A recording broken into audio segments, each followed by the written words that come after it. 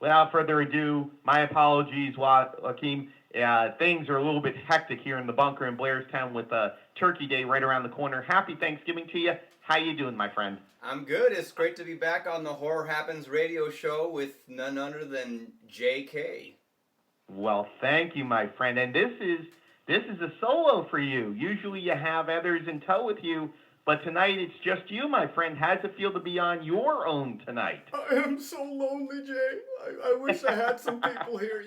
I can't handle this. I usually have a pretty girl next to me like Teresa Uh, a Great. crusty guy like Paul or Chris. But you just got me today.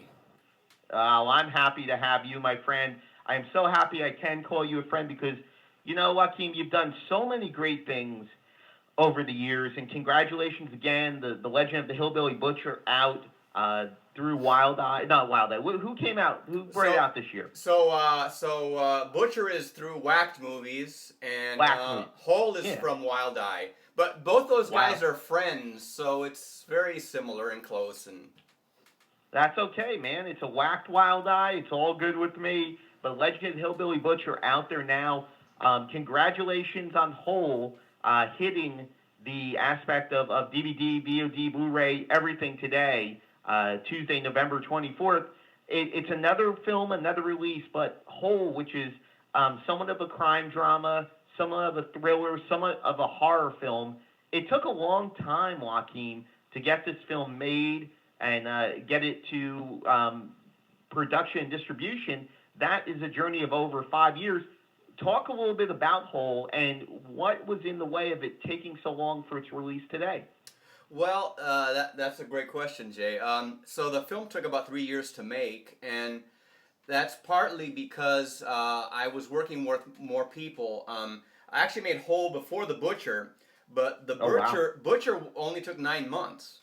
But Butcher, I did everything myself, and I shot it in 6 and edited in 3, and it was Yeah, a bit of a smaller cast. With Hole, I had a cinematographer, the wonderful R.T. Norland, who is also shooting my current film CCK, and yeah. so there's an issue of more people. There's an issue of availability. So in my world, in my independent non-pro style filming schedule mode, it's like, well, instead of filming every weekend, I was filming like twice a month. so Okay. so that's part of it. Yeah. Wow. And Hole is an entirely different film than The Legend of the Hillbilly Butcher.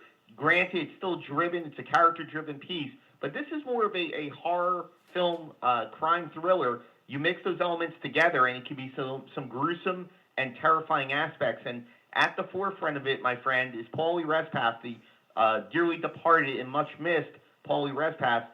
Talk about working with him and talk about the aspect of the story with Hole.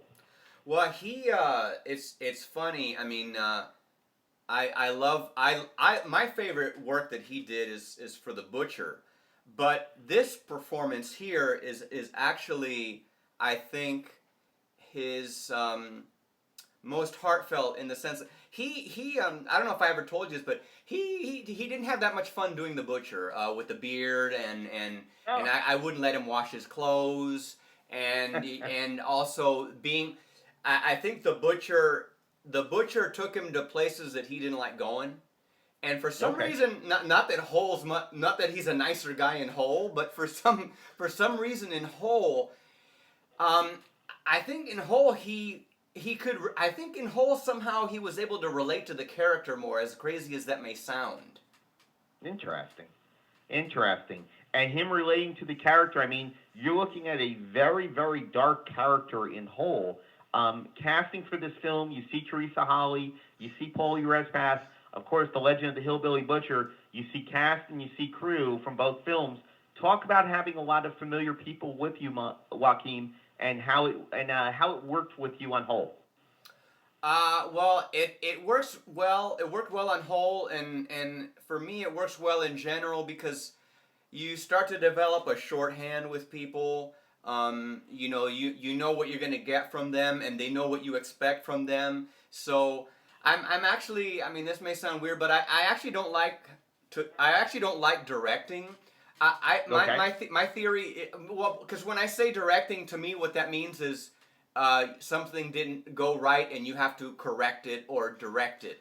And so I believe if you can cast well and you got a good cinematographer and all the element and a good makeup person and you got good elements in all those areas, then you just put it out there and the film will make itself. And I like to not put my, I'm very particular about the look, not just the color, but the shot, the composition. But other than Absolutely. that, and also the way dialogue is said and but I don't like to have to direct. I like to just put those elements out there like a pot, like a stew, and let them Yeah. cook. And I don't like intruding. I don't like imposing myself. I mean, I will if I have to, but I don't like having to do that. And so when you're working with people that you know, they kind of know, okay, don't do that. Joaquin doesn't like that. You're going too quick. He likes it slow. So they know they know what I expect. They know more or less what to do. Unless, of course, like in CCK or Butcher, when I'm asking people to do something different than what they've been done before, then it can be challenging, but in a good way. You're looking at a story with whole. Again, you have elements of the crime drama, you have elements of thriller, you have elements of really intense dark psychosis and horror. There are three stories, Joaquin, and I'm here with writer director Joaquin Montalvan here in the Horror Happens radio show. We're talking Whole, which hits today, Tuesday, November 24th, on different platforms on DVD as well through Wild Eye. You're looking at three intertwining stories. You're looking at the aspect of a variety of different characters, a really sick and sadistic character with Paulie Respass, who plays Ed, who's dealing with a lot of childhood trauma and issues. You're dealing with a aspect of a beautiful blonde-haired young lady. You're dealing with a cop. These stories intertwine together to make Whole. Talk about the writing process that went into it and why have so many storylines working towards one culmination at the end. Right. Well, the film I did before this, which I'm self-distributing because it was too weird for anybody to pick up. But one of the reviews was Eraserhead makes more sense than MOBIUS. So Wow. in that film, there was basically one lead. It was Paul. And, Yeah. and that was very fun. But I wanted to raise the ante and say, well, what if we have a film that's three leads? Yeah. It's really about the one guy, but there's three other leads, and then the stories intertwine and connect. And how about if we have them kind of run backwards? And how about if we start at the beginning of the film with two of the lead characters dead? Yeah. So other than that, I can't really remember how I came up with the idea for Whole, but that Yeah. that was kind of the germ of the idea. And so I like the idea of a woman who has a tragedy in her life and that colors her whole existence. And I like the idea of like a serial like a profiler guy who is as dark or as fucked up as the lead. It's just he hasn't done anything because he's a cop Yeah. and he's not. But he has those same thoughts as the killer, and he understands those thoughts, and he in a way empathizes with the killer, though at the end of the day he knows that this guy shouldn't be out there. And then the killer, which actually I wanted to show that hey, because I mean I was at a Monster Palooza with Steve Railsback, who played Yes, Ed Gein. Ed Gein and Charles Manson, and we had this wonderful discussion, and we were talking. I was talking to him, asking him about those parts, and I said to him, and he said, "Yeah, you're so right." I said, "The thing is, when somebody's evil, they don't know they're evil. So they're just existing. Everything makes perfect sense to them. Their behavior makes perfect sense to them, and they're just doing life the way they see fit based on the cards they've been dealt. And so they don't think they're evil. They don't see themselves outside themselves. They're just being who they are based on the cards that were dealt them. And so I thought how it would be cool to show the guy in a non-killing moment, and show the little clicks, like the scene with Eve, played by Team Lucas, where he's like, almost like asking her out on a date, and he's dressed all weird with a bow tie and a short sleeve shirt, And Yeah. she's like, well, I don't think of you that way, Ed. And then Ed Gein. I mean, that's kind of obvious, but anyway. Exactly. So I wanted you to see the clicks in his mind. I wanted you to see the clicks, like something is said to him, and you literally see the mind clicking, going down. Wow. That sent. So anyway, I'm kind of rambling, I think, but That's did I okay. answer You're explaining the character. did I answer your question? Yes, you did. You explained the character and the connection of the three storylines. One of the things that I love, when you bring up the character of Ed, which Paulie Respass plays in Whole, which is out now, is directing his facial expressions. And that's one thing, Joaquin, that he does a tremendous job on. There's parts within Whole, after watching it a couple times, where his eyes are so wide, Yeah. especially when the blood sprays in his face and it like accents, it pops his eyes. That's an incredible work on your part, making sure that he looks the part as well as acts the part and emotes the part. Having someone as talented as Paul was, that had to be an asset for you. Talk about that with his roles working with you. Well, you bring up the most salient point about Paul, man, and I saw this. Well, Paul, the first film, MOBIUS, is the first film he did, and he had never acted before, and he had come over to my house to do some headshots, and the lighting wasn't quite the way I wanted it, so I said, you know what, I'm not really feeling this. And then, but I pulled out my video camera, which is SD at the time. It was a Canon XL1, and you could shoot video and you could do stills off of video and stuff like that. So I just brought him into my bathroom because there's good light the way the bathroom comes in. The light comes in the bathroom there, and I was videoing him, and without me really saying anything to him, the way the light would hit his eyes, I saw the depth of emotion and just. I mean, I did 2 films before, which nobody will ever see, where I was the lead, because I wanted to be an actor. And so the MOBIUS was the first film that I did with Paul, and the first film where I did where I wasn't the lead. And the reason why is I saw, you can be a great actor, but there's certain levels in acting where, unless you've been through hell and come out of it, you can fake it, but you don't really know what that is. And Paul, for better or worse, as a human being, as a man, had been through hell and back, and you could see it in his eyes. And I'm glad you brought that up, because that's what I loved about him in Whole, in Butcher, and in MOBIUS. You don't need to give many lines. You could just Paul, here's the thing. And I'd say, do this or go here, and he'd go there, and you'd see it in his eyes. And so that's the thing I loved about working with Paul, is that you don't need dialogue. He could just be, there's certain actors, they need lines. And if you just put the camera on them, they don't have lines, they can't do shit. But Paul, Paul, no lines, no nothing, boom, I'm rolling. And he'd go places. And and so you nailed it. That's what I love about him. And maybe that's most. I mean, if you ever watch MOBIUS, you can see it a lot there. But in Whole, it was. I think he refined that in Whole.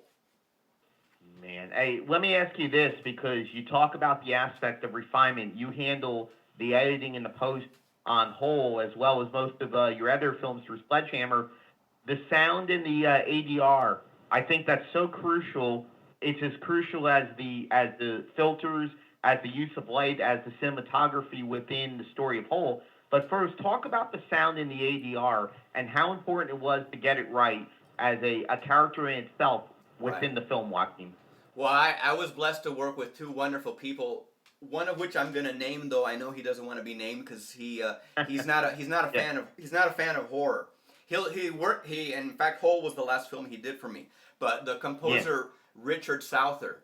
And my sound designer, Randall Barnes, who has done every single film, including all my documentaries. Richard still does my documentaries, but he doesn't want to do my horror films anymore. But so Richard Souther, let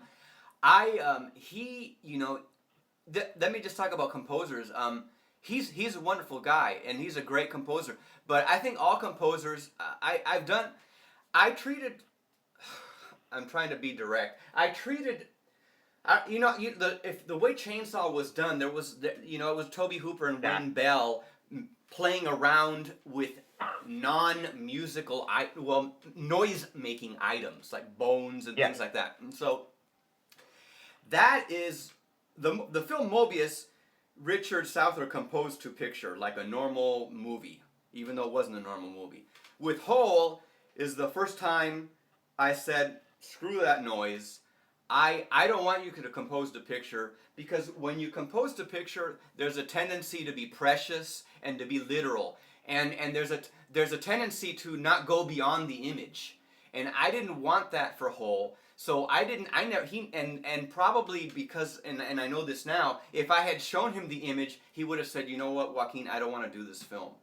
And so Wow. I kind of knew that, and that's part of the reason why I never showed him the image, and that's probably why he later said he doesn't want to do horror films anymore. But my point is this, is he gave me over 7 hours of music that I could use as a library to just put in. Wow.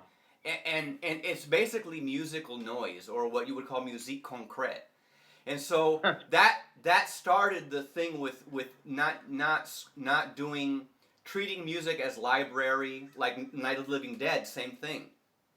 No composed score. No.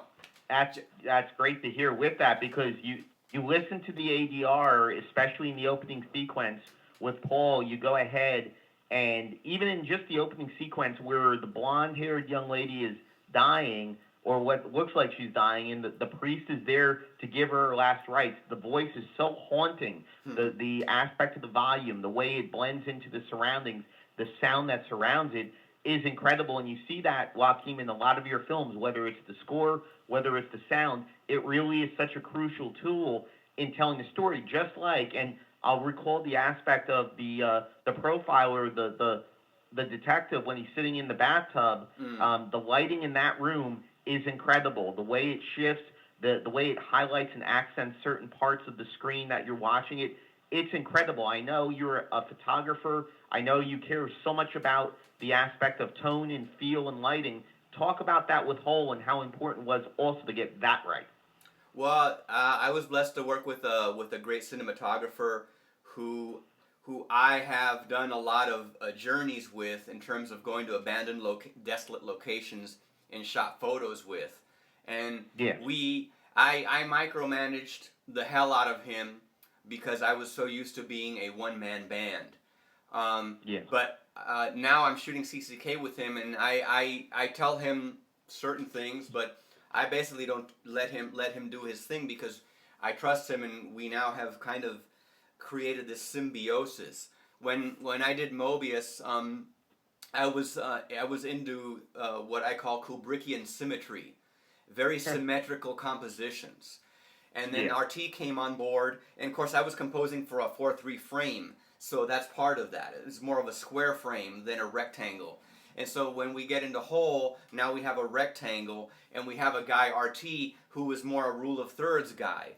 So what you're seeing in Hole is a symmetrical guy working with a rule of thirds guy, micromanaging him, but now composing for a slightly more wide frame, and just loving that new world. You're no longer in a square world; you're in a rectangular world, and so in terms of lighting, in the scene you mentioned in the bathroom, that is RT. He put something he put the lights outside the bathroom window, which that's my bathroom, by the way.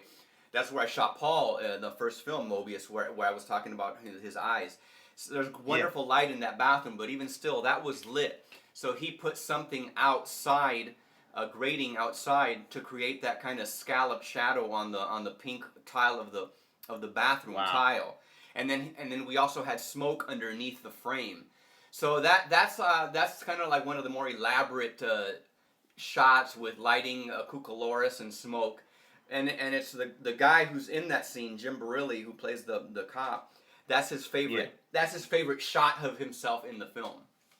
Wow, it's a tremendous shot. It's very defining, especially as you start out into the story. You brought up Texas Chainsaw Massacre, and I'm glad you did, because that's one of the big influences, one of the big films I felt, especially when the character of Ed has his victims, usually pretty blonde young girls, tied up in this kind of shack. Yeah. You go ahead with the lighting. You go ahead with the aspect of filming Paul as Ed, all the way back in that doorway with that that baby doll mask of sorts that's on his face and the sledgehammer in his hand. I mean, it's terrifying, but also it's so enhanced, Joaquin, with the shadows, with the light more focused on the victim until the character of Ed comes into frame where he's going to strike at her because of the fact that you won't follow what he asks her to do. There's a madness to it. There's an emotion to it. There's a passion to it. Those kind of things with light and sound, that had to be maddening for you to get it right in post-production for Whole. Yeah, it was a combination of the way RT shot it, which I'll tell you how I did that, and then the coloring later, and I'll tell you about that too. So I'll just tell you what I did. I basically brought RT, because he, believe it or not, I mean, he likes horror better now, but even RT, wonderful cinematographer, but he's not a big fan of horror, and certainly not nasty horror.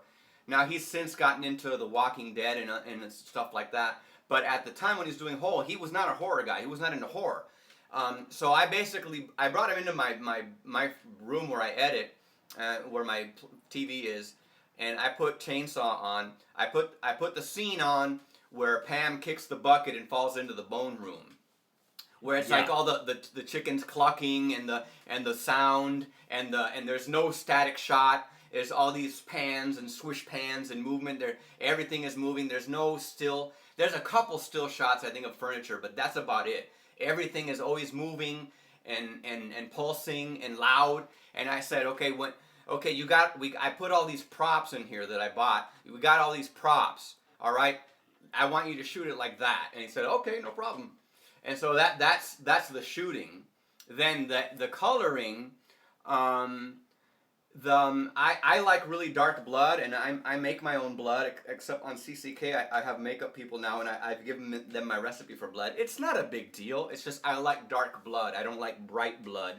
And so I made my own blood for Whole, and I actually did the makeup for Whole. We didn't have a makeup person, and all it was blood and bruising, and that I can do and I like doing. So I did the blood and makeup for Whole. But I made my own blood, and even though I make my own blood and it's dark, and I did use filtration also. I believe for Whole we used 3 different kinds of filters. I used a tobacco number 3, a straw number 3, and I think actually that's about it. Maybe an orange also, a warm 85B. I'm not sure if I'm remembering that correctly. I know we used definitely the tobacco and the straw, but bottom line, we had filtration in the scenes with the victims. And so a combination of the filtration with the blood, I found myself looking at the image and going, well, this is too red.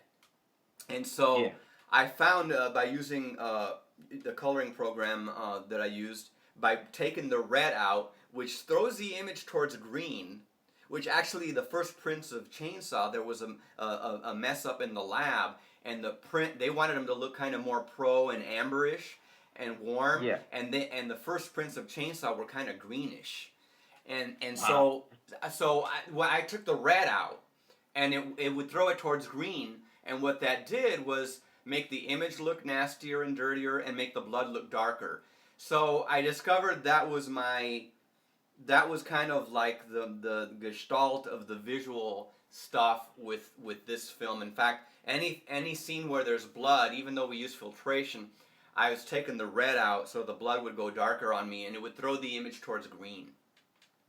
Man, I love the intelligence that goes into it, the aspect of the planning and everything that also plays into it. One of the things, and folks out there, pick up your copy of Whole right now. It's on Wild Eye DVD. It's on VOD. You can check it out. We're talking with filmmaker Joaquin Montalvan here in the Horror Happens radio show. We're coming up against it. That tension, that story is driven in the opening credits and throughout the film, Joaquin, about a diary. And talk a little bit about constructing that diary with the weathered photos and the influence of the past. Close it out with Whole pertaining to the diary and how impactful that was not only as a tool for the film, but also as an artistic project that went into it. That was a lot of fun. I have to thank a couple people for that. Actually, two people. By the way, most of the props for pretty much all, to be honest, the props from Hull were bought off of eBay. Wow. And then sometimes what would happen is I'd buy a prop and I'd like somebody's work, and then I'd email them privately and say, hey, can you make me this, and how much would it be? And then they do that. And so the journal was one of those things. There was a lady that made things like that, but her name is Janice Bowley, Boully. She's credited in the film. And I said, well, can you make one that looks like human skin? And she goes, yeah, I could use pig skin. That'll look like human skin. And she did, and then she did some stitching. And then she gave it to me, and it was cool, but it was kind of a bright orange. So then I used like death makeup to make the thing look darker, browner color, to make it look like older and more rotted flesh. So that's the journal itself. The photos inside, that's kindly allowed to use for free by a guy named Jack Mord, M-O-R-D, from a website called thanatos.net. And pretty much not pretty much, all those photos are post-mortem photos of either people or animals. And that's what that website is. It's a website for post-mortem photography. So I asked him for permission to use those about 25 photos. He said, yeah, no problem, just credit us, which I did. And so those are the photos in the journal. And then I did the writing and the dirtying of the pages. And I'll give a shout out to Patricia Cornwell. I think that's who wrote the book. But there's she wrote a book on a certain theory of who Jack the Ripper was, and then she posted letters that Jack the Ripper had done, and so you could see the writing. And so I basically, with my own hand, I aped the calligraphy of Jack the Ripper for the writing. So those are the three elements that went into that. By the way, on the you don't see it in the film, but on the DVD, there's a special feature called Ed's Journal, and it's basically a very lovingly slow process of each page being turned, so you could see each photo with my commentary over the image. How much fun was it to do the extras on it? A lot of fun. In fact, you're in it, Jay, because this is kind of sad, but there's a 73-minute making of doc, longer than the one in The Butcher. The Butcher was only an hour. This is a 73-minute making of doc, which actually is the last interview I did of Paul. Wow. And I'm honored. You're in it because you are the guy that announced on the Horror Happens radio show that Paulie Respass, the Hillbilly Butcher, has died. So you gave me audio. So your audio, when I go to that part in the doc, we hear your voice and your audio announcing his death. Very sad, honored to say the least, and I thank you so much for being a part of that in the memory of Paulie Respass.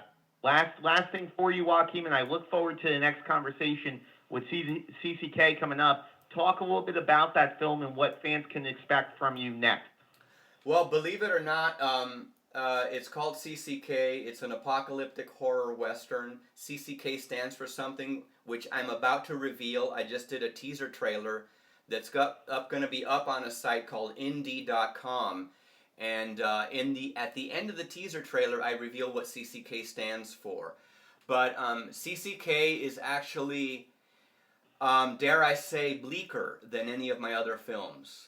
And and I'm actually, for anybody who's listening, you can win a part in the movie, or a pre-release signed DVD, or a t-shirt, or a visit to the last day of the set. I'm still shooting this film, and I won't be done till March or April. But there's, right now going on, there's a CCK acting challenge over at indie.com. There's 5 roles that I'm going to cast through this challenge.